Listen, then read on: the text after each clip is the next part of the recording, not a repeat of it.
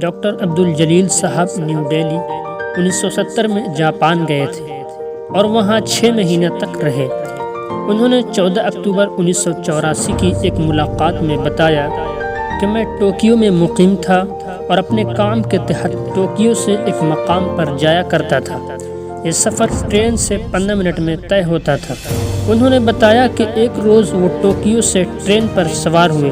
15 minute گزر گئے مگر ان کا وہ اسٹیشن نہیں آیا جہاں انہیں اترنا تھا۔ ایک اسٹیشن پر ٹرین رکی مگر انہوں نے بورڈ دیکھا تو یہ کوئی دوسرا اسٹیشن تھا۔ اب انہیں تشویش ہوئی۔ ان کو خیال ہوا کہ غالباً وہ کسی غلط ٹرین پر سوار ہو گئے ہیں۔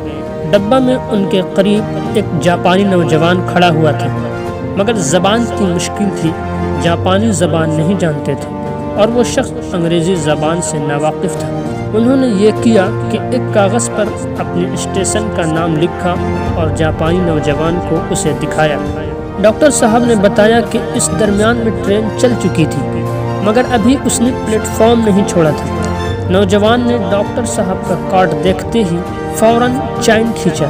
ٹرین رکی تو وہ ڈاکٹر صاحب کو لے کر نیچے اترا۔ اب وہ ان کے ساتھ چلنے لگا۔ اس کے بعد اس نے ان کو اپوزٹ سائڈ سے آنے والی دوسری ٹرین پر بٹھایا اور خود بھی ان کے ساتھ بیٹھا۔ ٹرین دونوں کو لے کر روانہ ہوئی۔ چند منٹ میں ڈاکٹر صاحب کا اسٹیشن آ گیا۔ اب نوجوان ان کو لے کر اترا اور یہاں چھوڑ کر دوسری ٹرین سے وہاں کے لیے روانہ ہو گیا جہاں اس کو جانا تھا۔ اس دوران دونوں کے درمیان کوئی بات چیت نہیں ہوئی کیونکہ ڈاکٹر صاحب جاپانی زبان نہیں جانتے تھے اور جاپانی نوجوان انگریزی زبان سے ناواقف تھا۔ اسی طرح ایک اور واقعہ انہوں نے بتایا کہ میں کسی سڑک پر تھا، میں نے دیکھا کہ 2 جاپانیوں کی کار آمنے سامنے سے آتے ہوئے ٹکرا گئی۔ دونوں اپنی گاڑی سے اترے اور ایک دوسرے کے سامنے سر جھکا کر کھڑے ہو گئے۔ ایک نے کہا غلطی میری ہے، مجھے معاف کر دو۔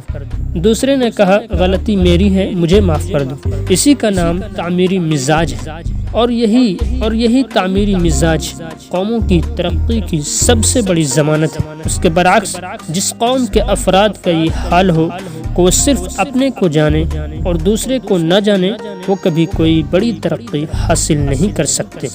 Thank you.